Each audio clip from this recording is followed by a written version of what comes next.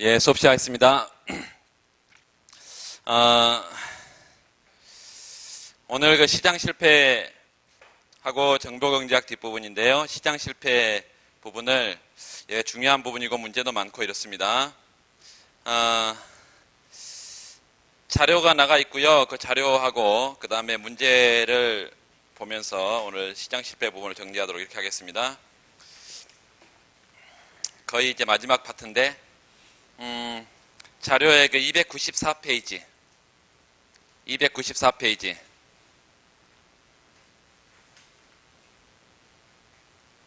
펴보세요.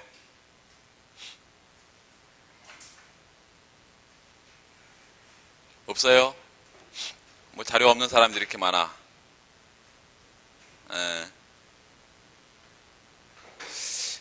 294페이지 공공재 문제 먼저 보고 그 다음 공공재 관련 문제들을 좀 보고 하겠습니다. 294페이지 펴놓고 그 실전 200제 511페이지 19장의 1번 문제, 그 165번 문제, 511페이지 실전 200제 165번.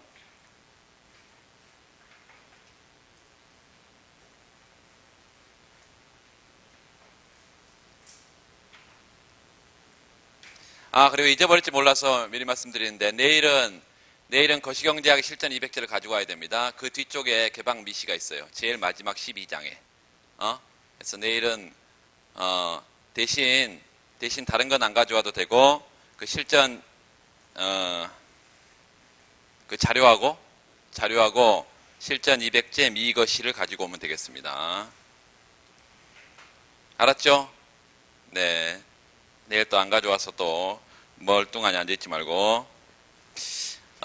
그 공공재 문제부터 좀 보시면, 공공재 개념 잠깐 보세요. 공공재는 일단 공급이 되면 밑줄, 이 공급의 주체가 누군가는 중요하지 않습니다. 공급 주체가 정부인지 민간인지 그 중요하지 않고, 일단 공급이 되면 사회 구성원 누구나 그 소비로부터 편익을 누리는 재화인데, 이거를 공공재의 특징을 개념에 섞어 쓰지 말고 개념을 또 따로 적고, 그 다음에 뭐 개념을 적으라 그러면 비경합성과 비배제성이 성립하는 재화 뭐 이래 보는데 틀린 말은 아니지만, 특징이라는 그 목차에 쓸 수가 없잖아요. 그러니까 비경합성과 비배제성의 특징으로 인해서 그 밑줄, 누구도 대가를 지불하려지 않기 때문에, 그 말은 무임승차가 우월 전략이기 때문에 이 말이에요. 무임승차가 우월 전략이기 때문에 민간에 맡기면 공급이 끊기고 시장 형성이 어려운 재화를 공공재라고 부르고, 거기 비경합성, 경합적이지 않다, 추가적인 소비자의 진입에 따른 한계비용 0이다 밑줄 긋고,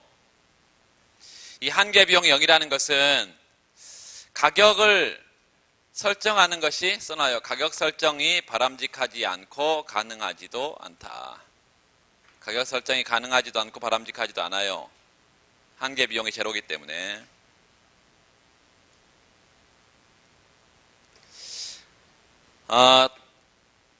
또한 그 소비 과정에서 신규 소비자의 진입이 편익 감소, 비용 증가를 유발하지 않는다 그랬는데, 거기 진입이 다음에 이렇게 써놓으시기 바랍니다. 신규 소비자가 새로 소비 과정에 진입했다고 해서 기존 소비자의 편익 감소, 비용 증가를 유발하지 않는다.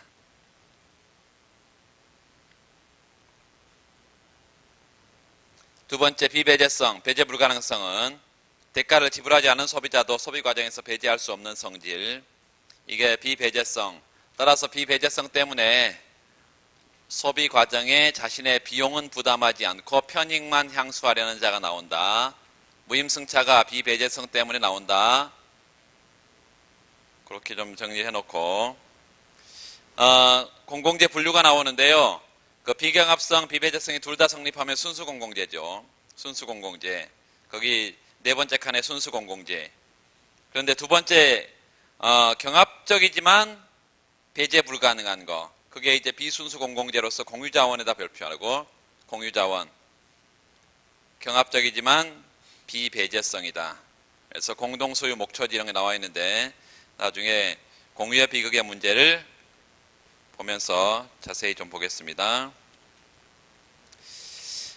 그 다음에 295페이지 보면 공공재의 최적 공급이라는 게 나와 있는데 사용재 효율적 공급 조건 동그라미 두 번째 공공재 효율적 공급 조건 그 공공재 효율적 공급 조건에 별표를 하고 그거 써야 할 경우가 많습니다. 첫 번째 공공재 문제인데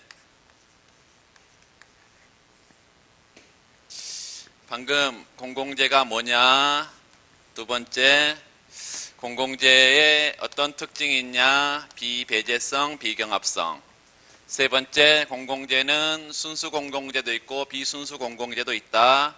그래서 비순수 공공재 같은 경우 공유자원 같은 경우는 공유자원은 배제는 불가능하지만 경합적이다. 그래서 비순수 공공재로 분류가 된다. 그래서 공유의 비극의 문제가 트레저디 오브 카먼스 공유의 비극의 문제가 비순수 공공재에서 나옵니다. 두 번째는 공공재의 최적 공급 조건, 공급 조건에 관한데 먼저 사적재 먼저 좀 보고 사적재와 사용재, 공공재 이렇게 보면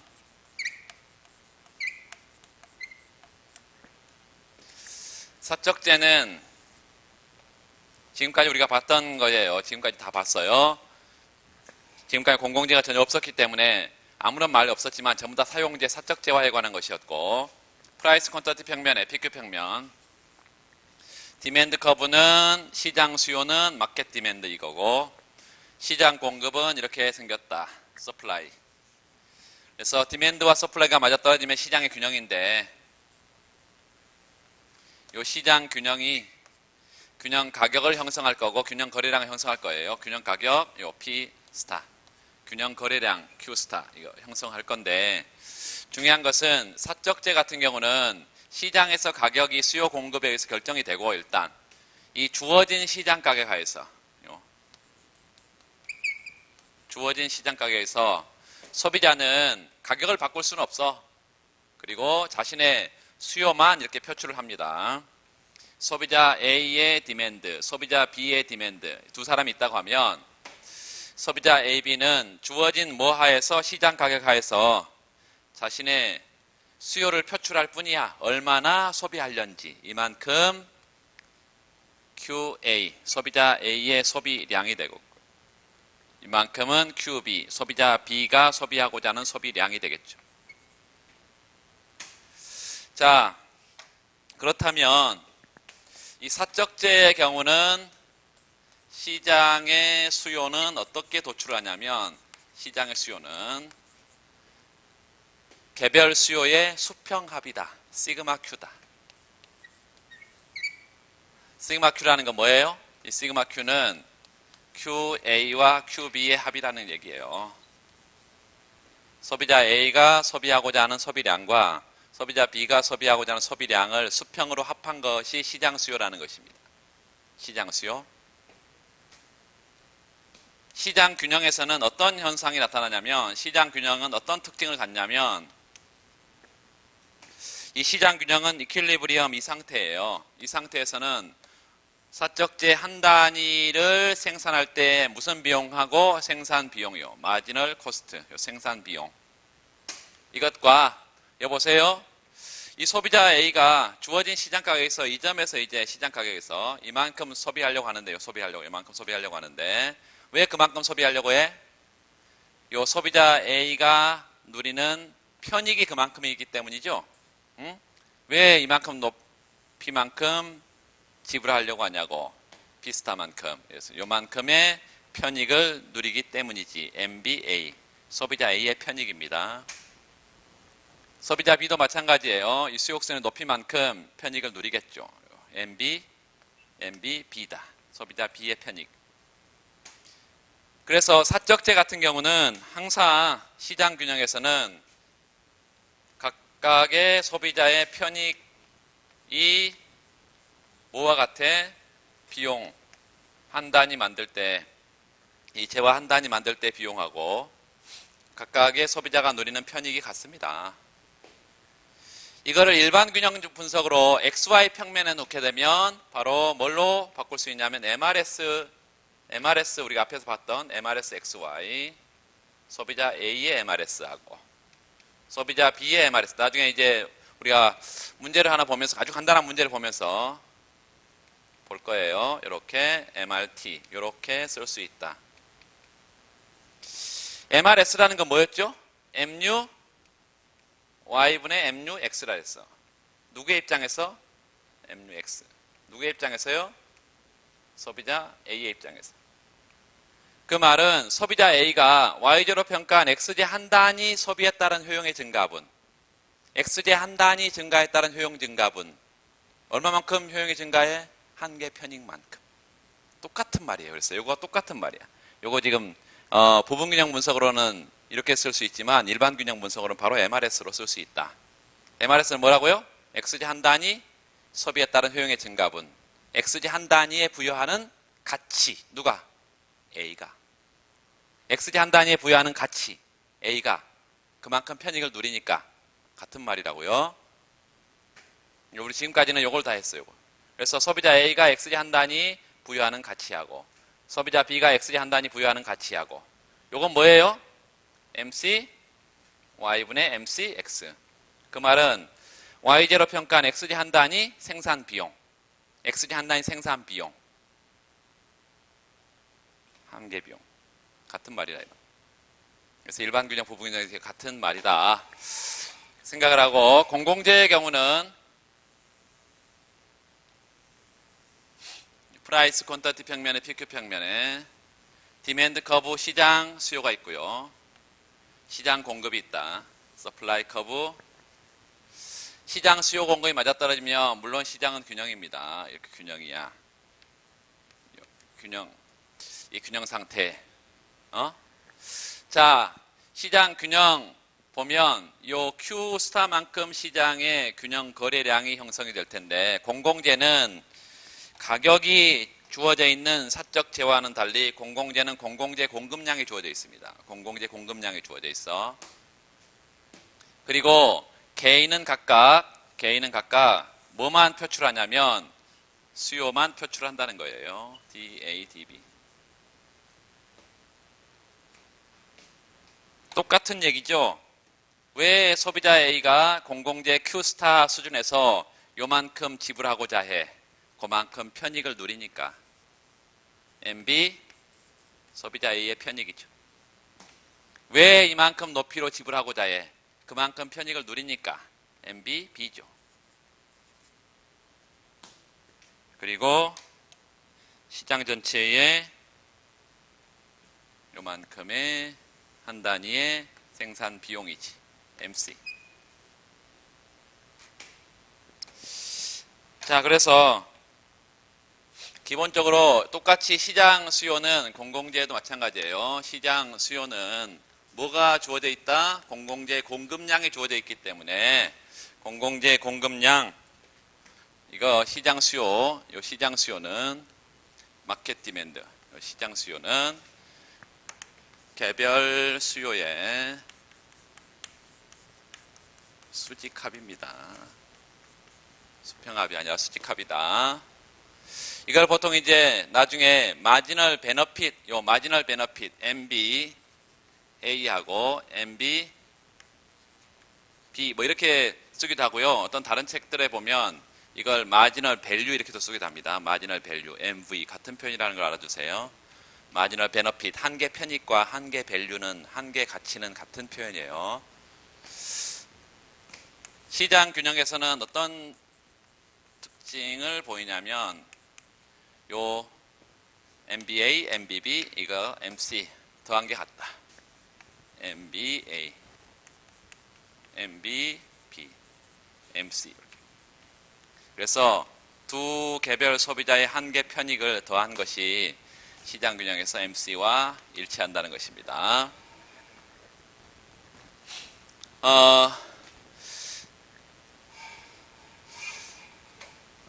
이렇게 하고 뒤에 문제를, 공공재 문제를 아주 간단한 문제를 하나 보고 조금 더 해버리고 할까? 그냥 뒤에 그 무임승차자의 문제를 좀 보세요. 그냥 여기까지 다 봐버리겠습니다. 295페이지 그 무임승차자의 문제가 있는데 무임승차의 개념에다 별표하고, 그 무임승차자의 문제 별표하세요. 요거를 여러분 정리해서 답안지로 목차 한두 개로 쓸 수 있도록 정리를 하시기 바랍니다. 무임승차는 일단 공공재 비배제성, 배제 불가능성 이것 때문에 가격을 지불하지 않은 소비자를 배제할 수가 없어요. 소비 과정에서. 따라서 소비자는 배제당하지 않기 때문에 편익만 향수하고 비용을 지불하려고 하지 않는다. 어떤 다른 경우보다 우월 전략이 무임승차다. 그래서 무임승차란 비용을 지불하지 않고 공공재 편익만을 향수하려는 경향, 이걸 의미한다. 예가 하나 나와 있는데요. 그 분서일초에 갑과 을 두 사람이 다리는 공공재입니다. 다리건설을 위해서 서로 이제 협의를 하고 있어요. 다리건설의 총 비용은 100만 원이 든다, 밑줄.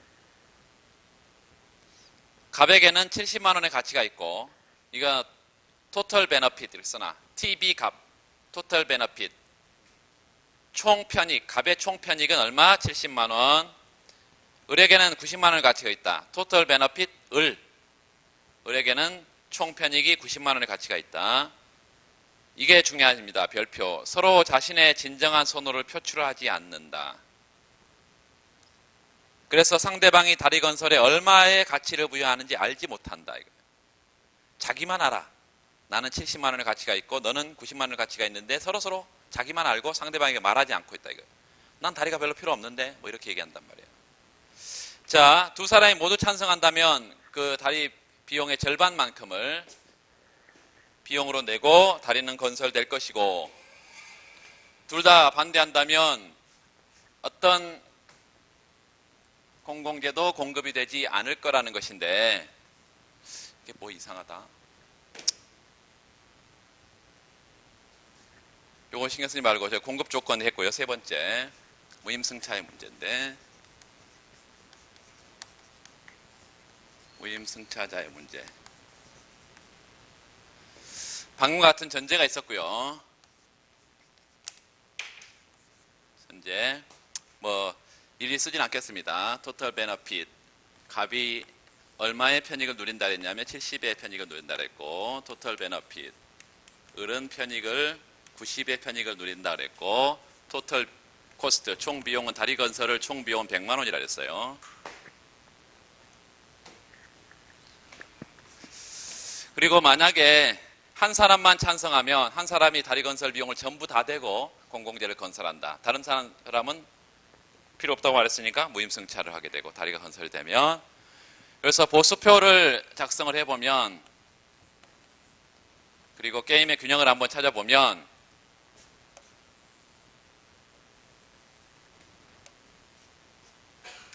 두 사람은 어떤 전략을 각각 갖고 있을 거냐면, 나는 다리 건설을 찬성해,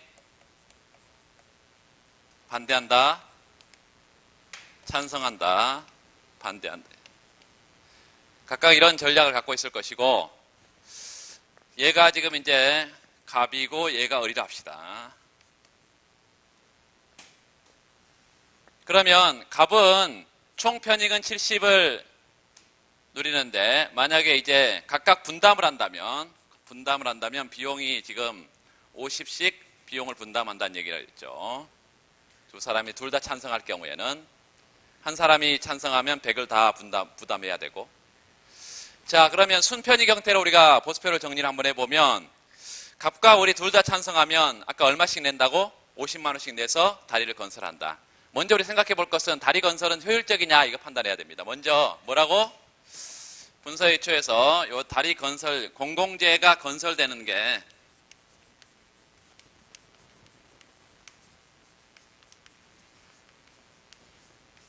효율적인지 그 여부를 먼저 판단을 해야 돼. 공공재 건설의 총 비용은 얼마예요? 토탈 코스트 총 비용은 지금 100만 원이 들어요. 그런데 소비자 A가 누리는, 요 갑이 누리는 편익하고 을이 누리는 편익을 합해봤더니, 총 편익을 합해봤더니 얼마로? 160인가요? 160 만큼의 총 편익을 누리기 때문에 이 비용을 상쇄하고도 남죠. 따라서 다리 건설은 일단 효율적이다. 건설되는 게 바람직하다 이 말이에요. 둘 다 예를 들어서 요 비용은 100 드는데 둘이 합해서 뭐 90밖에 안 돼. 그러면 다리건설은 비효율적이니까 생산 안 되는 게 당연한 것이고. 두 번째,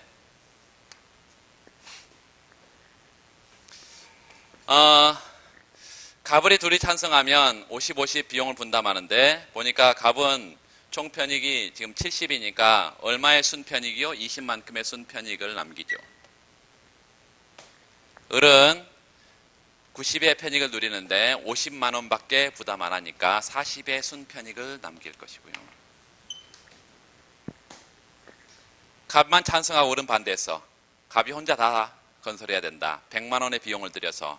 그런데 편익은 얼마밖에 못 들어? 70만 원밖에 못 누리니까 마이너스 30의 손해를 보게 되고요. 을은 난 필요 없다. 그래서 무임승차하니까 편익만큼의 무임승차를 하게 됩니다. 여기 보면 반대해 갑이 반대하면 그냥 무임승차하겠죠. 그래서 편익 70을 그냥 누리겠습니다.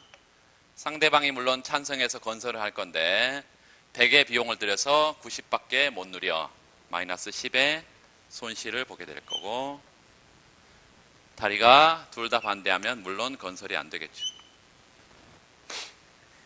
자, 이렇게 보수표를 정리할 수 있고 게임의 균형을 한번 찾아보면 갑이 찬성을 해요. 그러면 을은 40하고 90 중에 당연히 이걸 선택할 것이고, 반대해요. 마이너스 10과 0 중에 당연히 이걸 선택해서 을은 도미넌트 스트래터지가 있죠. 우월 전략이죠.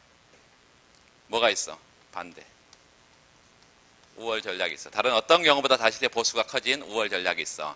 갑을 한번 볼까요? 갑은 을이 찬성하게 되면 20, 70 중에 당연히 이걸 선택할 것이고, 반대하게 되면 마이너스 30과 0 중에 당연히 이걸 선택할 거니까 상대의 전략과 아무런 상관이 없는 우월 전략이 또 존재하고 그게 반대죠.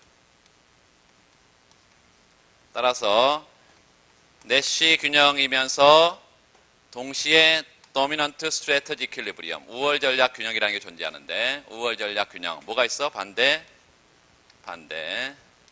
이게 우월 전략 균형이고, 그때 그 게임의 결과 보수는 아무도 편익을 누리지 못하는 이런 형태로 가게 된다.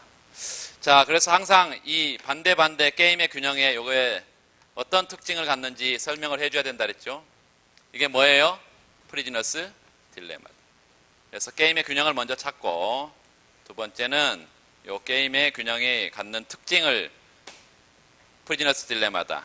다시 말하면 개인의 최적화 행동이 공동체 전체의 최적화를 보장하지 못하고 있다. 두 번째는 개인이 합리성 추구 행동이 다른 어떤 경우보다 자신한테 그게 우월 전략이니까 합리성 추구 행동이 공동체 전체의 집단적 합리성을 보장하지 못하고 있다. 만약에 둘이 잘 협의를 해서 여기로 갔었다면 둘 다 20과 40의 순편익을 누리면서 공동체 전체의 60의 순편익을 가져다 줄 텐데 그러지 못하고 있다, 이런 얘기죠. 그래서 중요한 것은 이렇게 다리를 건설하는 것을 난 반대한다. 너도 반대하고 그래서 다리는 건설되지 않는다. 이것은 공공재는 뭐가 되는 것이, 건설되는 것이, 공급되는 것이 효율적임에도 불구하고 사적 주체에 맡겨두면, 민간에 맡겨두면 자신의 진정한 선호를 표출하지 않기 때문에 공공재는 최적 공급이 이루어지지 않고 시장이 실패하는 현상이 나타난다. 시장 실패가. 자, 그래서 그 소개를 좀 보면 용인자 딜레마 상황에서 진정한 선호 표출을 하지 않는 채 밑줄, 진정한 선호를 표출하지 않고 무임승차하기 때문에 바람직한 공공재 공급에 실패한다, 이렇게 말하고 있습니다. 실전 200제 첫 번째 기본적인 내용을 하나 확인해 보면 165번 문제, 아까 펴놨죠. 시장이 최선이지만 만능은 아니다. 비교적 최근의 문제인데 2011년도인데 뭐 이런 문제도 나와요. 시장이 최선이라는 말의 의미를 효율적인 자원 배분 관점에서 설명해라 밑줄. 시장에 맡겨두면 자원의 최적 배분이 달성된다. 시장이 알아서 모든 자원 배분의 문제를 해결한다. 뭐예요? 시장 경제의 결과가 파레토 효율적이다. 그래서 파레토 효율성에 관한 게 먼저 논점이 나와야 되고, 파레토 효율. 두 번째는요, 월라스 균형을 설명해야 되겠습니다. 월라스 균형 설명하고, 세 번째는 월라스 균형의 후생적인 특징, 후생경제의 제1정리를 써야 돼. 이게 핵심적인 논점은 10점에 가장 많은 배점을 차지해야 되는 것은 월라스 균형과 후생경제의 제1정리입니다. 그래서 좀 뒤에 자세하게 써놨는데 그거 체크를 좀 하시면 되겠고, 일단 1번의 그 파레토 효율성 동그라미, 파레토 효율성. 장황하게 써서는 안 되고요. 지금 여기 배점이 10점밖에 안 되기 때문에 뭐 공간은 충분하게 내용을 정리를 해놨는데, 공부를 한다는 의미에서 MRSXY A equal MRSXY B equal MRT, 이게 종합적 효율성 조건이다. 그 다음에 시장의 최선이라는 말의 의미, 후생경의 제1정리에다 별표라고. 이상적인 조건하의 시장 경제 밑줄, 강단조성이며 외부성이 존재하지 않는, 뭐 이렇게 표현이 되어 있죠. 그런 시장 경제에서 일반 균형 가격 체계가 존재하면 밑줄, 일반 균형 가격 체계의 가가는 뭐예요? 일반 균형 가격 체계가 존재하면 시장의 자발적인 교환에 의해서 파레토 효율성을 달성한다. 이게 보이지 않는 손의 현대적인 해석이다, 이렇게 되어 있고, 그 소결에, 그 오른쪽에 월라스 균형의 소결에다 별표를 해놓고 읽어보시고 다 말씀드렸습니다. 그 제일 끝에 줄에 소결에, 월라스 균형에서는 각 경제주체 효용이 극대화되고 밑줄, 각 상품에 대한 초과 수요가 0이고, 경제주체는 가격 수용자로 행동한다. 따라서 일반 경쟁 균형이 달성된 거라고 볼 수 있고, 이 월라스 균형은 계약 곡선상에 있기 때문에 파레토 효율적인 자원 배분이다 밑줄. 이를 통해서 별표, 일정한 조건이 달성될 경우에 시장에서의 자원 배분은 효율적임을 알 수 있고, 따라서 시장은 최선이다라고 말하는 명제는 정답이다, 이 말이에요. 그래서 앞에 설문을 해석을 해놨고요. 두 번째 넘어가 보면 이 설문 2는 시장이 제 기능을 못하는 여러 가지 경우가 있다. 시장 실패고, 이에 대해 사례를 들어 설명해라. 뭐 엄청 많죠. 사례가. 이 시장 실패가 크게 4가지가 있기 때문에 뭐 사례는 뭐 엄청나게 많을 텐데, 그거 뒤에 하나씩 다 볼 거니까요. 굳이 지금 볼 이유가 없겠습니다. 시장 실패의 원인, 불안정 경쟁, 그 다음에 뒤에 공공재, 외부성, 비대칭, 뭐 이렇게 쭉 써놨는데요. 가장 핵심적인 내용들만 좀 뽑아놓은 거니까 그것도 읽어보시고요. 큰 문제로 나오면 잘 쓸 텐데 뭐 이렇게 생각하지 마시고, 그 3번 설문에 그 위와 관련해서 정부의 대처 방안 별표. 시장 실패는 정부 개입의 정당성을 부여한다. 정당성을 제공한다. 따라서 정부가 어떻게 대처할 거냐. 자, 설문 3에 거기만 좀 보겠습니다. 첫 번째, 불안정 경쟁에 대한 대처 방안 별표. 설문 3, 첫 번째, 불안정 경쟁, 독과점 상태에 대해서는 정부가 어떻게 개입을 하겠냐.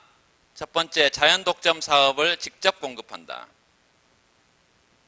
규모 수익 체증으로 인해서 자연 독점 사업이 된 경우에 공공부문이 직접 공급함으로써 과소 공급의 문제를 해결할 수 있다. 두 번째, 진입장벽의 철폐 밑줄. 독과점의 가장 중요한 특징은 진입장벽을 설치해서 새로운 신규 기업의 진입을 막는 경향이란 말이에요. 그래서 진입장벽을 정부가 철폐해주면 이 독과점을 허물어뜨릴 수 있다는 것인데, 이 진입장벽의 철폐는 핵심적인 내용이 뭐냐면 독점의 경쟁체제화입니다. 독점을 무너뜨려버리고 경쟁체제로 만들어가는 거예요. 거기에 공정거래위원회, 규제계획위원회 이런 것도 좀 봐주세요. 진입 저지 가격 설정으로 인해서 공정경쟁 질서 해칠 경우 규제, 제도적 진입 규제 완화 이런 노력들. 공공재의 경우에는 거기 밑줄 보세요. 공공재는 뭐가 문제냐? 진정한 선호 표출을 안 하니까 문제다. 그래서 배제 불가능성의 특성상 프리라이딩이 가장 우월한 전략이 되기 때문에 적정 공급이 안 된다. 그래서 거기 클라크 그로브스 조세 밑줄. 선호 표출 메커니즘 이걸 활용해서 현시 장치 뭐예요? 숨어있는 선호를 겉으로 드러내게 만들어내는 장치입니다. 현시장치. 마련함으로써 상당 부분 해결할 수 있다. 외부성의 문제는 뒤에서 보겠지만 코스 정리가 핵심이고요. 외부성, 코스 정리. 사적 재산권을 설정해 주자. 그래서 외부성의 문제를 내부화시킬 수 있다. 물론 외부성을 치유하는 방안은 각각 전부 다 볼 겁니다. 크게 정부가 직접 시장에 들어와서 정책을 쓰는 것과 시장을 활용하는 방안 그 두 가지로 나누고 그 안에도 두 개씩 있는데 전부 다 각각 따로 시험에 문제가 나옵니다. 그래서 이러한 방식의 문제를 해결하는 예로서 그 특허권의 설정 밑줄, 지적재산권의 설정 이런 걸 통해서 외부성의 문제를 해결할 수 있다. 사적 소유권 확보해 주는 거예요. 그 다음에 4번 문제는 정부 대처의 한계와 문제점은 또 뭐냐. 시장 실패의 문제는 정부 개입의 정당성을 보장하지만 정부도 완전한 경제주체가 아니기 때문에 정부 실패의 가능성이 또 상존한다 이 말이에요. 그게 이제 여기 문제고 첫 번째 정부 실패의 발생 밑줄. 그래서 정부 개입 자체가 효율성에 나쁜 영향을 미칠 가능성이 있고 있는 상황에서 정부의 실패까지 겹치면 문제가 심각해지는데 거기 한정성의 원칙이라는 게 있습니다. 한정성의 원칙. 이 한정성의 원칙은 그 밑에 써놔요. 정부 개입의 원칙입니다. 한정성의 원칙은 원칙대로 일단 정부 개입의 원칙이다. 어떻게 개입하라는 거냐? 왜곡의 원천에 개입하고 왜곡이 상품에 존재하면 상품 시장에 왜곡이 요소 시장에 존재하면 요소 시장에 즉 왜곡의 원천에 개입하고 또 다른 새로운 왜곡을 유발하지 않아야 한다는 원칙입니다. 또 다른 새로운 왜곡을 유발하지 않아야 한다는 원칙. 이게 한정성의 원칙이다.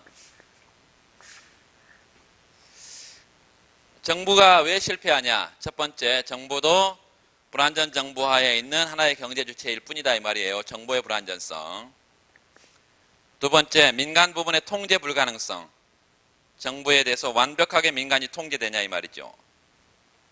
민간은 또 자신 나름의 최적의 행동을 한다는 것입니다. 정치적 과정을 여기다 발표하고 정부 정책이 경제 주체에 미치는 효과가 비대칭적이기 때문에 어떤 일방에게 이득이 되는 정책은 타방에게 손해가 되는 경우가 굉장히 많다. 따라서 이 이해관계를 조절하기 위해서 정치적 과정이 불가피하고 이게 항상 합리적이지도 않고 당연히 경제적이지도 않습니다. 그 비경제적인 요소, 다시 말하면 정치적인 과정이 들어오기 때문에 경제적인 측면에서 비효율적인 결과를 낳는 경우가 많다. 관료제의 비효율성 거기다도 발표하고 여러분 다 뭐 행정학에서 열심히 할 거예요. 이거는 관료제의 비효율성. 거의 관료들은 또 자신의 사적 이익을 추구하는 경제 주체다 이 말입니다. 공복이다. 말은 공복이죠. 네. 그 정부의 정책을 시행하는 관료들은 모두 이타적이고 공익만을 위해 행동하는 것은 아니다. 다양한 밑줄 관료제의 비효율성 모형이 있고 관료들도 합리적인 인간으로서 사익 극대화를 추구한다. 나는 안 그럴 건데 빨리 붙여만 주면 뭐 이런 얘기죠. 그렇죠? 나머지는 읽어보시면 되고 기왕 거기 왔으니까 하나 더 보겠습니다. 그 166번 문제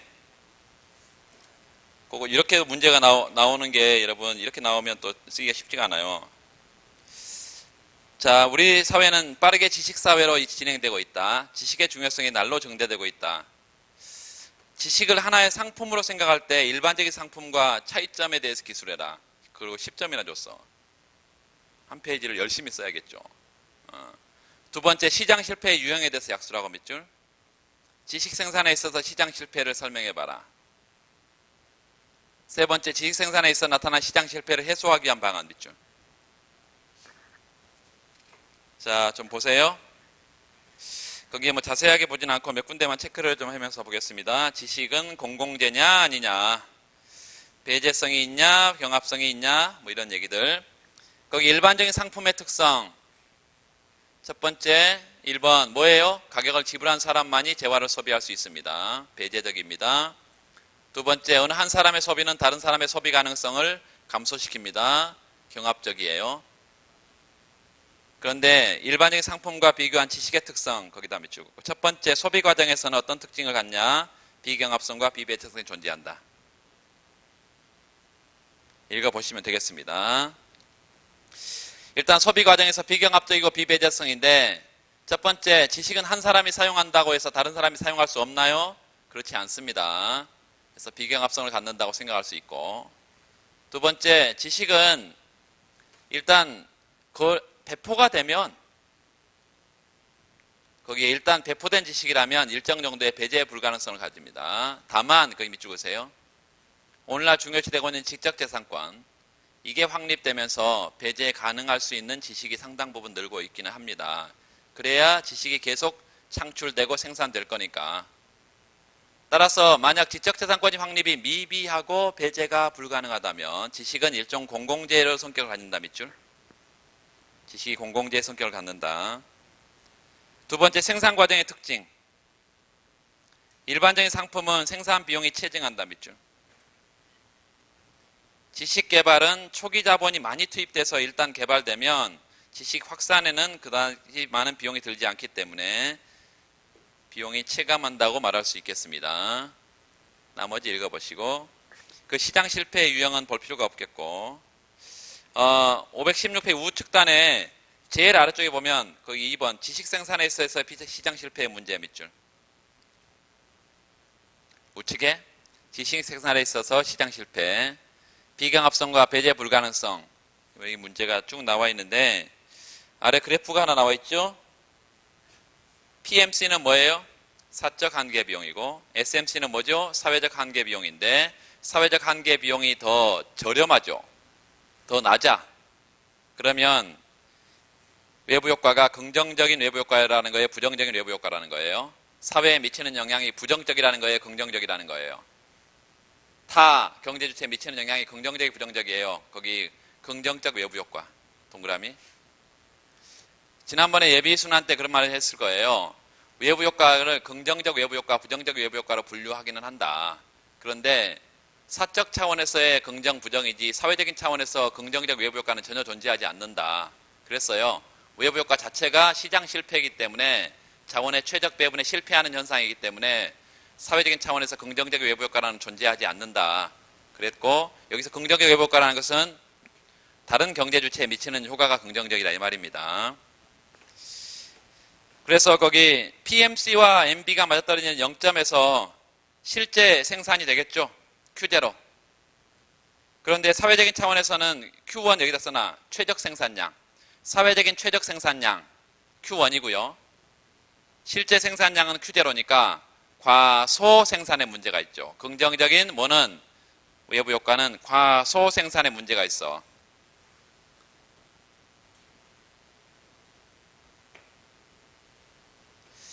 독점으로 인한 문제 가능성, 독점의 동그라미. 특가권이라든가 앞에서 말했던 이 지식에 대해서 사적 소유권을 엄격하게 보호해버리면 지식이 독점화될 가능성이 있습니다. 그래서 결국은 지식 생산에서 초기에 높은 고정 비용이 존재하고 일단 생산되면 평균 비용이 계속해서 떨어지기 때문에 규모의 경제 효과가 나타난단 말이에요. 규모의 경제는 비용상의 이점 때문에 가만 내버려두면 어떻게 된다고? 자연 독점이 형성된다고. 자연 독점이 형성돼. 따라서 이 지식이 자연 독점화할 가능성이 높고 독점이 존재한다면 지식 소유자는 밑줄 그으세요. 높은 가격을 설정하고 또 실제 시장에는 적은 지식이 나올 거란 말이죠. 따라서 완전 경쟁 시장에서 달성되는 효율적인 자원 배분을 달성하지 못하고 시장 실패가 나타날 수 있다.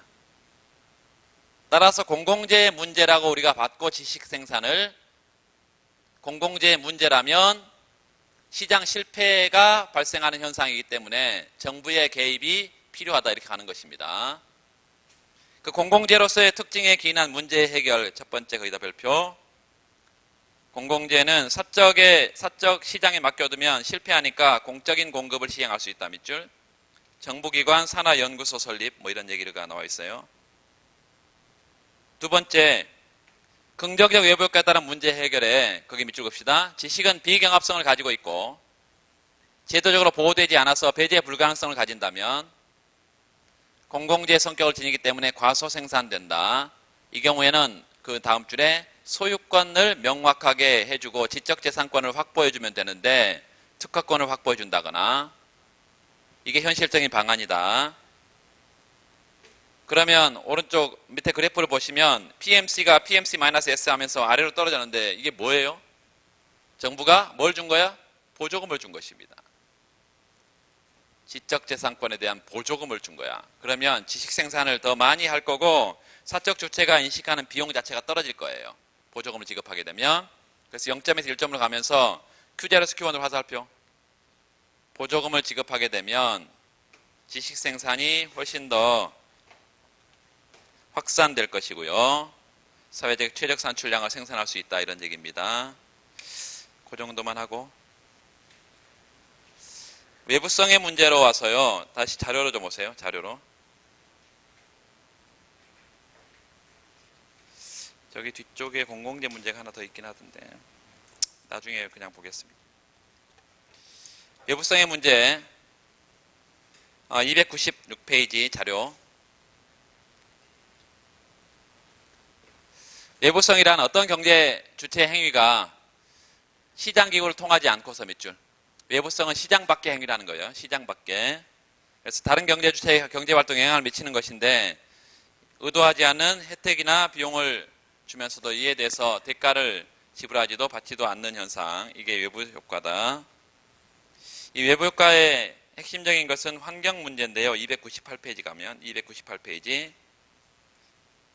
거기 환경오염 문제의 본질과 오염물질의 적정 방출 수준 거기다 별표를 2개. 환경오염 문제는 무조건 나온다고 생각을 하고 준비를 해야 됩니다.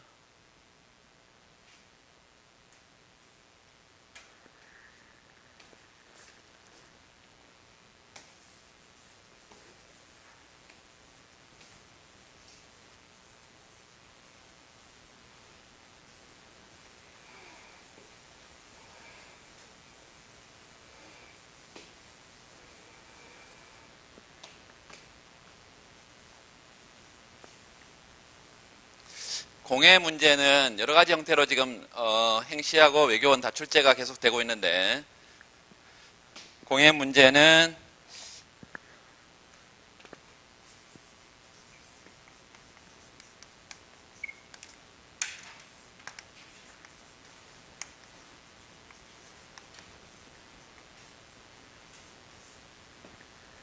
첫 번째 이 공해는 경제가 성장하면서 불가피하게 나타나는 현상이다.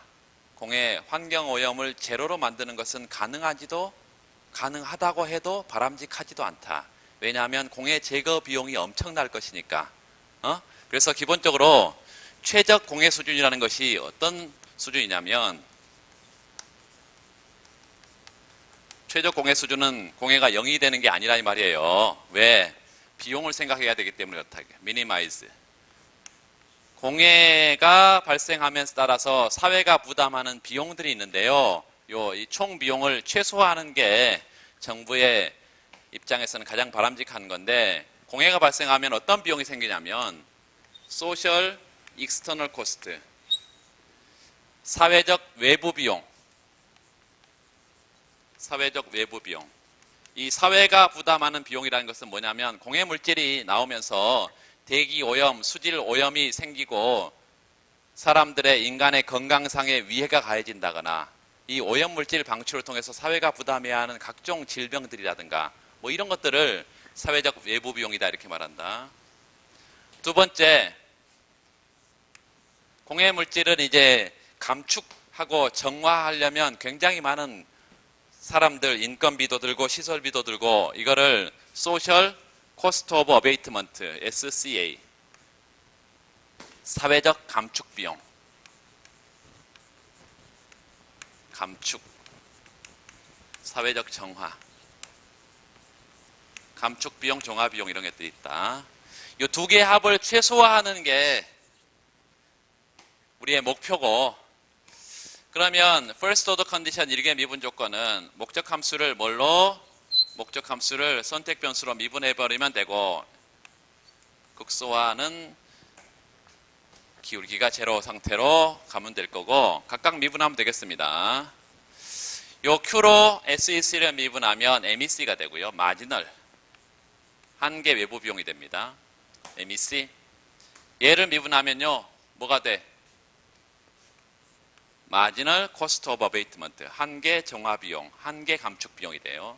두 개 합이 제로가 됩니다. 결과적으로 MEC하고 마이너스 MCA 곡선이 맞아떨어진 상태가 최적의 Q스타가 달성된 상태다. 최적의 오염물질 방출량, 최적의 뭐요? 오염물질 방출량 또는 오염물질 정화량.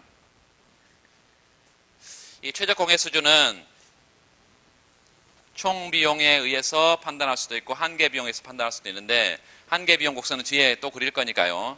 사실은 총 비용은 별로 그릴 일은 없는데 TC 총 비용, 이게 비용의 오염물질에 따른 오염물질에 따른 비용을 곡선을 한번 보면 TC 사실은 이런 걸 이제 이중구 선생님 책에는 TC 뭐 A형 비용, TC B형 비용 뭐 이런 식으로 둘로 나누고 있는데 하여튼 총 비용 보면 오염물질 방출에 따른 비용은 점점 사회가 부담하는 비용은 증가하겠습니다. 요게 소셜 익스터널 코스트, 사회적 외부 비용은 점점 증가하겠어. 오염물질이 많이 방출된다는 것은 더 적게 정화해도 되는 거기 때문에 이렇게 정화 비용은 반대로 오염물질이 많이 방출되면 적게 정화해도 되니까 비용이 조금밖에 안 들어. 이렇게 여기에 소셜 코스트 오브 어베이트먼트, 사회적 감축 비용, 사회적 정화 비용. 이걸 두 개를 합하면 이런 식의 총 비용 곡선이 나올 것이고 TC 총 비용, TC를 가장 적게 하는 요 Q스타, 이게 사회적 최적 오염물질 정화량, 사회적으로 최적 오염물질 방출량이 되겠다. 여기 만나지 않는 게 일반적이다. 최적 수준은 교차하는 게 아닙니다. 이거를 한계 비용으로 우리가 평가를 해보면 뭐 더 많이 조금 있다가 이걸 많이 쓰니까요. 마지널 코스트 오브 어베이트먼트, 마지널 익스터널 코스트. 접선의 기울기가 어때요? 점점 증가하니까 이렇게 생겼다는 것에는 아무런 차이가 없어요. 요 접선의 기울기가 점점 체증하니까요. 이렇게 생겼다는 것도 아무런 차이가 없어. 이렇게 생겼어. 이게 마지널 코스트 오브 어베이트먼트, 마지널 익스터널 코스트. 그런데 보니까 얘와 얘가 맞아떨어진 상태가 사회적인 최적이라네. 왜 하나는 마이너스예요? 이 마이너스라는 것은 오염물질이 감소하면 감소할수록 이 비용도 어때요? 정화 비용은 점점 감소하고, 이건 오염물질이 감소할 때 비용은 점점 증가하기 때문에. 제대로 했나? 이 오염물질이 증가할 때 D큐분의 DSEC는 오염물질이 증가할 때 사회적 비용은 점점 증가하니까 이거 자체는 플러스 값이에요. 그런데 이 오염물질이 증가한다는 것은 사회가 감축해야 하는 정화 비용은 감소하는 것이니까 이건 항상 이거 자체가 마이너스 값이라고. 물론 우리의 관심사는 여기에 맞아떨어진 상태가 최적의 Q스타다. 만약 오염물질 정화량 수준이나 방출량 수준을 여기에서 정했다 하면, Q1에서 정했다 하면 요게 정화 비용, 민면적은 총 정화 비용이 되고 요만큼의 총 정화 비용이, 그리고 사회가 부담해야 하는 총 외부 비용은 요만큼이기 때문에 요 전체 면적이 뭐가 돼요? Q1으로 정했을 때의 총 비용이 되지. 그런데 그 맞아떨어지는 상태에서, 두 곡선이 맞아떨어진 상태에서 비용은 이것밖에 안 되기 때문에 요 비용을 우리가 A, 요 비용을 B라 그러면 C만큼의 비용이 더 드는 거죠. 마찬가지로 여기로 정했어도, Q2 수준으로 정했어도, Q2 수준으로 노란색으로 좀 표시해 보면 요게 사회가 부담해야 한 총 비용이 될 것이고, 요게 정화 비용이 될 거니까 아래 밑면적은 A, B는 다 포함하고 있고 요만큼의 D라는 추가적인 면적이 비용으로 들어오기 때문에 어떤 경우에 Q스타, 다시 말하면 MEC와 MCA 곡선이 맞아떨어진 상태가 사회적인 최적 수준이라는 것을 알 수가 있습니다. 이게 최적 공해 수준이다. 우리 엄밀하게 수식으로 도출을 했어요. MEC 곡선과 MCA 곡선이 맞아떨어진 상태가 사회적인 최적 수준이다. 이건 제로가 절대 될 수가 없다. 제로가 아니다 이것이에요. 공해 물질을 제로로 보내는 것은 바람직하지 않다는 것입니다.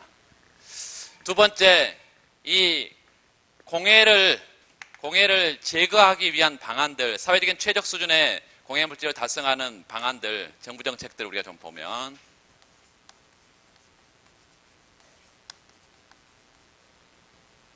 첫 번째, 정부가 직접 개입하는 방안이 있습니다. 이걸 보통 이제 수량 통제라고 이렇게 부르고 수량 통제. 그리고 피구세, 환경세를 부과하는 방안도 있어요. 피구세. 이거는 가격 규제다 이렇게 부르요. 가격 통제. 자, 직접 개입은 수량을 직접적 물량으로 규제하는 방법이고요. 피구세는 가격의 변화를 통해서 사회적인 최적 수준을 달성하는 방법인데 둘 다 정부가 시장에 직접 개입하는 방식입니다. 그래서 직접 규제는 보통 이제 수량 통제를 보통 얘기한다는 거 여러분 기억하시고 수량 통제. 이 가격 규제는 보통 이제 피구세나 환경세나 공해 방출비 뭐 이런 식으로 구체적인 명칭을 씁니다. 환경세. 직접 규제는 방금 우리가 봤던 거의 그래프를 그대로 써요. 마지널 코스트 오브 어베이트먼트 한계 정화 비용, 마지널 익스터널 코스트 한계 외부 비용. 이게 공해물질 방출량, 이렇게 쓰세요. 공해물질 방출량 혹은 공해물질 정화량. 이렇게 빠져나오는 MEC 곡선이 있고 이렇게 생긴 MCA 곡선이 있는데 요게 맞아떨어진 상태를 사회적인 최적 수준이라 하면 요 Q스타, 요 자체를 정부가 직접 규제하는 거예요. 그래서 요거 이상의 오염물질을 방출하지 못하도록 직접 규제. 어떤 곡선과 요 두 곡선이 맞아떨어진 상태. 요 MCA, 요 MEC. 교차점을 직접 규제한다. 요걸 알 수 있다면 요 가장 큰 문제점은 뭘까요? 가장 큰 문제점은 요 마지널 익스터널 코스트 한계 외비 비용은 오염물질 한 단위가 방출될 때 사회가 부담하는 비용. 이거 사실상 공해물질이 한 단위 방출됐을 때 수질오염, 환경오염이 얼마나 생기는지, 사회가 얼마나 부담을 하는지 이걸 어떻게 알아? 굉장히 어렵습니다. 사실상 완전 정보를 필요로 하는데 MEC 곡선을 안다는 것은 불가능에 가까워. 또 이거는 누구의 비용인가요? MCA. 정화 비용이니까 누가 정화를 해? 기업이 정화를 하죠. 기업의 내부 정보야. 기업의 내부 정보를 어떻게 정부가 이렇게 잘 알아? 알 수가 없어요. 그 기업만 알지. 따라서 이 두 곡선이 교차하는 점을 찾는다는 것은 사실상 쉽지가 않습니다. 그래서 이론상으로 이렇다. 이론상으로. 두 곡선의 교차점에서 최적 수준을 알 수 있다면 그 수준에서 정부가 직접 수량을 통제한다. 이게 직접 통제예요. 두 번째는 피구세라는 것인데요.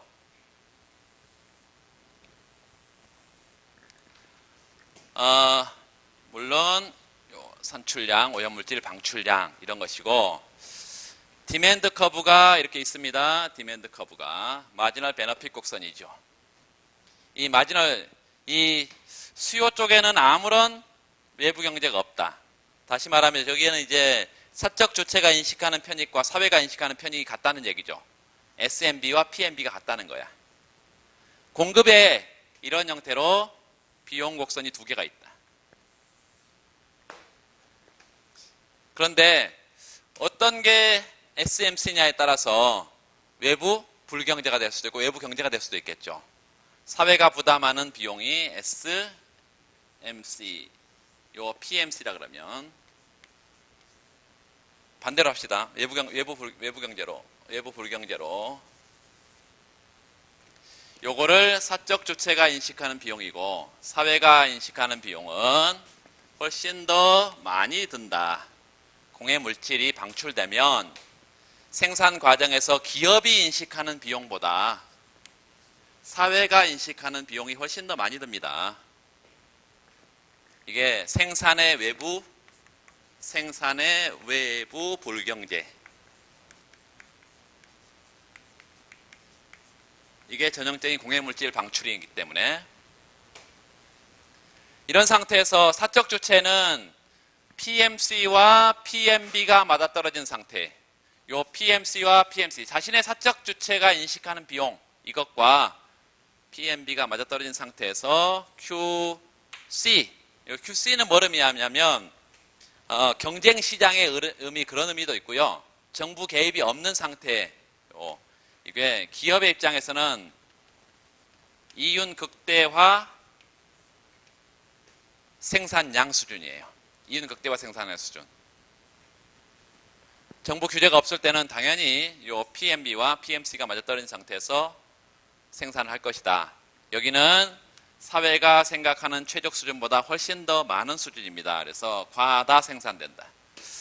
이런 외부 불경제에서는 사회적인 최적 수준보다 과다 생산이 되기 때문에 이 과다 생산의 문제를 정부가 어떻게 해결할 거냐. 사적 주체가 인식하는 비용을 너무 작게 얘가 인식하고 있으니까 사회가 부담하는 비용을 자신의 비용으로 전혀 인식하지 않고 있으니까 자신의 비용으로 또 넘기면 될 거다. 여기를 지나도록 텍스를 매기면 된다. PMC에다가 텍스를 붙여서 세금을 붙여서요. 비용을 이렇게 끌어올려주면 PMB와 PMC가 맞닿는 상태에서 사회적인 최적 수준을 이렇게 생산량을 줄일 거라 이 말이에요. 사회적인 최적 생산량으로 줄이게 될 것이다. 이게 피구세라는 거예요. 이 텍스가 뭐라고요? 피구세. 자, 그런데 피구세는 어떻게 부과를 하는 거냐면 이 사이가 지금 평행하게 바깥으로 갔으니까 정액으로 지금 피구세를 붙인 것인데요. 어떻게 붙이는 거냐면 요 길이만큼 세금을 붙였다고 지금 볼 수 있고, 이 길이는 사회적인 최적 수준에서 요 Q스타 최적 수준에서 뭐에 높이냐면요. 요 최적 수준에서 뭐에 높이냐면 마지널 익스터널 코스트의 높이입니다. 한계 외부 비용 여기를 지나고 있어요. 마지널 익스터널 코스트 한계 외부 비용 여기를 지나고 있어요. 한계 외부 비용은 어느 수준에서 평가하냐에 따라서 비용이 다 다릅니다. 그런데 어느 수준의 사회적인 최적 수준에서의 한계 외부 비용의 높이를 뭘로? 세금의 크기로 정하면 이리로 오게 되어 있습니다. A점에서 B점으로 오면서 기업이 스스로 알아서 뭘 줄여줘? 생산량을 줄입니다. 사회적인 최적 수준의 생산량으로. 이게 피구세, 환경세의 요거 여러분 다 잘 알아야 됩니다. 이거 무조건 여러분 외부효과 나오면 이 그래프를 그릴 경우가 많을 거예요. 환경세, 피구세. 제일 중요한 건 이거 하고 나중에 뒤에 이제 코스 정리의 그래프들입니다. 이게 정부가 직접 시장에 개입하는 방안이고 시장을 활용하는 방안이 있어요. 정부의 직접 개입은 왜 비효율적이냐면 정부가 기업들의 비용 구조를 잘 모르기 때문에 일률적으로 규제를 한단 말이에요. 그런데 기업들은 자신이 오염물질에 대해서 얼마나 제거하는데 정화 비용이 드는지 잘 알기 때문에 이런 시장을 활용하는 방안들은 정부의 직접 규제 방식, 정부의 일률적인 규제 방식보다 훨씬 더 효율적인 결과를 가져오는데 그런 것이 바로 이제 시장을 활용하는 방안.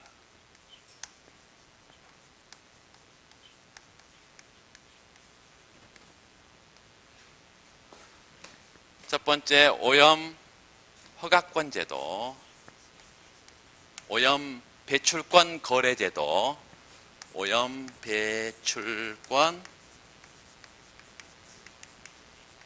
거래 제도, 오염 허가권, 오염물질 배출 허가권 뭐 이렇게도 말하고요. 이 배출권 거래 제도, 또 하나는 경매 제도라는 게 있습니다. 경매 제도. 경매제도. 자, 오염물질 배출권 거래제도라는 것은 그 뒤에 문제로 다 만들어져 있어요. 나중에 문제는 다 체크를 할 거예요.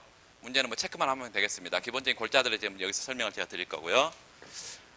자, 여기가 오염물질 방출량 혹은 오염물질 정화량인데, 이게 오염물질 정화량성. 오염물질 뭐라고요? 정화량. 오염물질을 전혀 정화하지 않는 수준이 있어요, 이게. 아까 오염물질을 전혀 정화하지 않고 기업이 다 방출해버리면 그게 이온 극대화 방출량이라는데요. 이게 QC 수준입니다. QC는 기업의 입장에서는 정화시설을 돌리는 게, 사람을 쓰고 시설을 돌리는 게 당연히 자신의 비용이기 때문에 전혀 정화 안 하고 내보내버리는 게 가장 이온 극대화 수준이 달성될 거예요. 그래서 이게 뭐예요? 오염물질을 전혀 정화하지 않아. 비용 자체가 제로지. 그런데 이제 오염물질을 정화한다면, 요로 간다면요. 정화한다면 비용이 점점점 들게 됩니다. 이렇게 비용 곡선을 이렇게.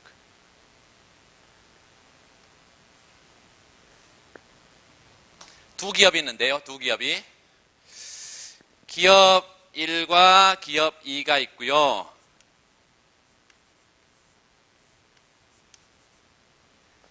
기업 1이 마지널 코스트 오브 어베이트먼트, 한계 정화 비용이 오염물질 한 단위 정화할 때 드는 비용을 한계 정화 비용이라고 그러겠죠.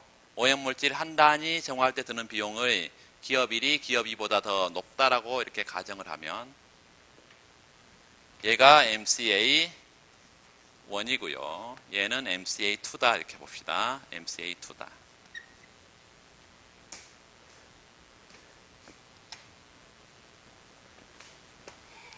정부가 요 QC 수준의 예컨대 절반만큼 직접 이렇게 수량으로 통제했다.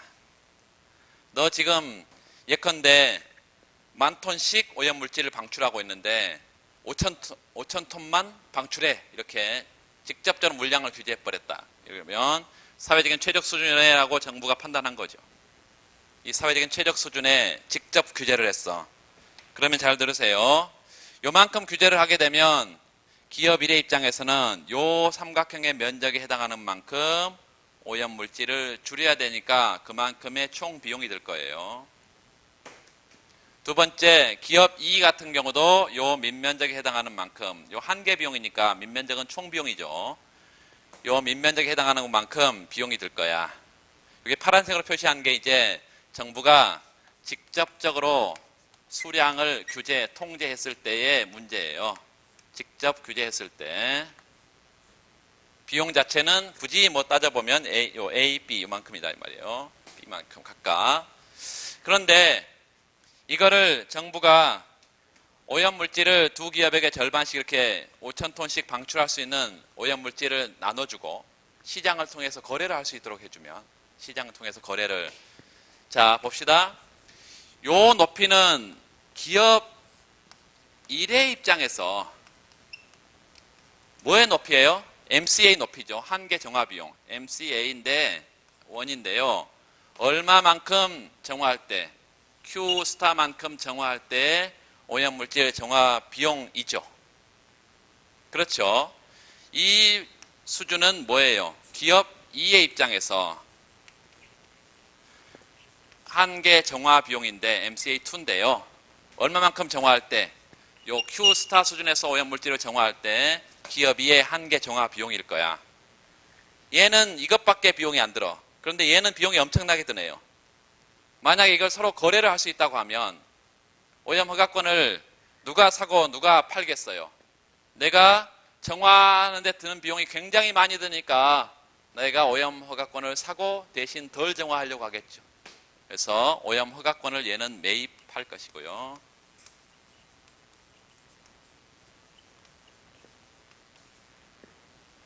얘는 오염 허가권을 팔아버리고 직접 정화할 거예요. 비용이 별로 안 드니까, 정화 비용이.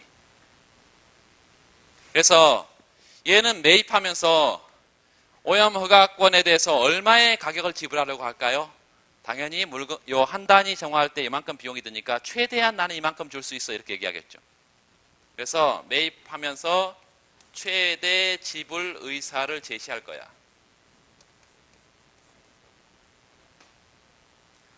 얘는 요만큼밖에 정화하는데 비용이 안 들잖아요. 그러니까 최소한 이거 이상은 받아야 되지. 그래야 손해를 안 보지. 그래서 매각자는 최소 수치 의사를 제시할 거야. 그런데 여기서 보던 것처럼 최대 지불 의사하고 최소 수치 의사가 이렇게 차이가 나기 때문에 그 사이에서 협상이 이루어질 것이고, 중간 부분에 예컨대 협상력에 따라서 결론이 달라지겠지만 중간 부분에 이렇게 가격을 형성을 했다고 하면 P스타의 이게 오염 허가권의 가격이 되겠습니다. 그리고 이 가격에서 결국 협상은 언제까지요? 두 기업의 비용이 거기에 같아질 때까지. 요렇게 얘는 정화를 더 많이 해야 될 것이고요. 얘는 정화를 더 적게 해도 되겠습니다. 그래서 이제는 노란색에 요렇게 얘는 정화 비용이 요렇게 늘게 되고요. 얘는 원래 파란색에 요 파란색에서 정화 비용이 요만큼을 줄게 되겠어요. 요렇게. 그러면 결과적으로 우리의 관심사는 뭐냐면, 얘는 정화 비용이 이만큼, 기업 2 같은 경우는 정화 비용이 늘었고, 기업 1은 요만큼의 정화 비용이 줄었단 말이죠. 이렇게.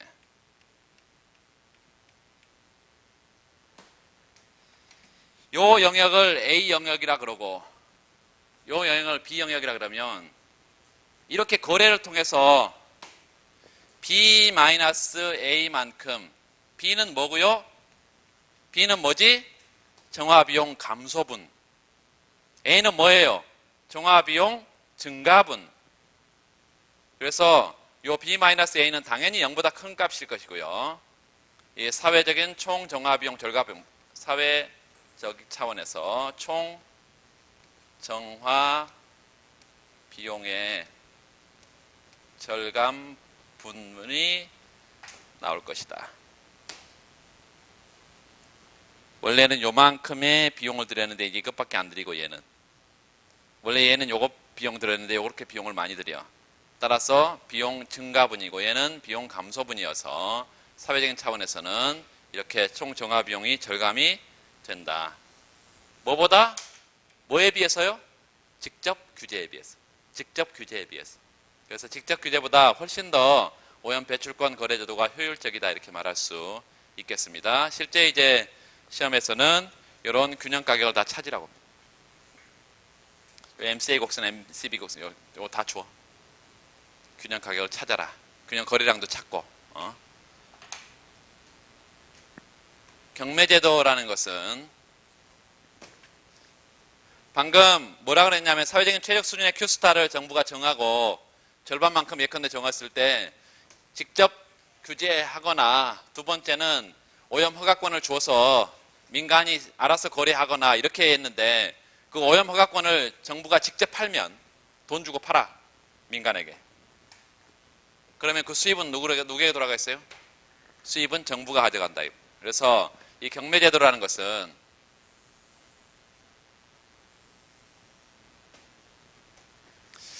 프라이스 퀀터티 평면이 있고 PQ 평면에,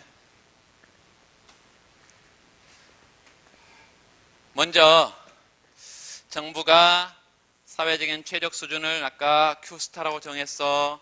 니네들이 지금 만 톤씩 오염물질을 방출하고 있는데 둘이 합해서 만 톤이 사회적인 최적이야 를 정했어. 그러면 그 사회적인 최적 수준만큼 오염 허가권을 공급합니다.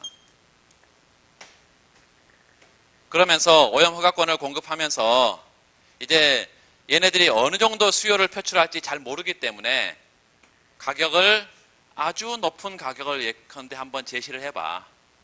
P1의 가격을 제시를 했어. 그런데 기업이 판단하기에는 얘 너무 비싸게 지금 판단 얘기예요. 그러면 수요가 아주 적겠죠. 그래서 아주 낮은 가격에 P2 가격을 정했더니, 이 가격을 정했더니 저렴하니까 수요가 굉장히 많아. 이런 수요가 쭉 표출이 될 거란 말이에요. 이렇게 디맨드가. 이 수요는 어떻게 표출될까요? 자신의 정화 비용을 다 고려한 상태로 정화 비용을 고려해서 기업에 의해서 수요가 표출이 되겠죠.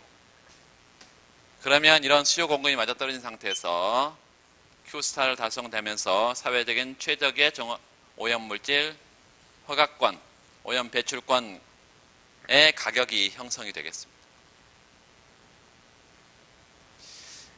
Q스타를 달성한다는 것은 이거나 차이가 전혀 없어. 직접 규제나 그다음 오염 배출권 거래제도나 이런 경매제도나 차이가 전혀 없어. 가장 큰 차이점은 뭘까요? 이런 거래를 통해서 얘가 비용을 절감했다면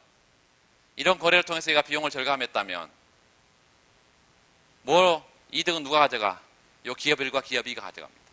민간 기업이 요 거래에 배출권 거래에 이득을 가져가지만 이거는 누가 팔아? 정부가 팔으니까 경매 수익을 다 정부가 가져간다. 그래서 이득이 누구에게 귀속되느냐만 차이가 있고 이 둘 사이에는 차이가 없습니다.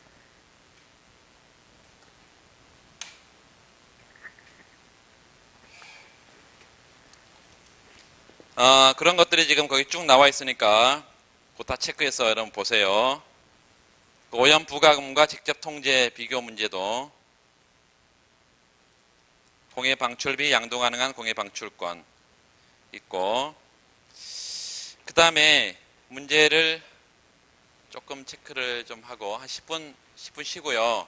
문제를 좀 보고 다시 그 코스 정리하겠습니다.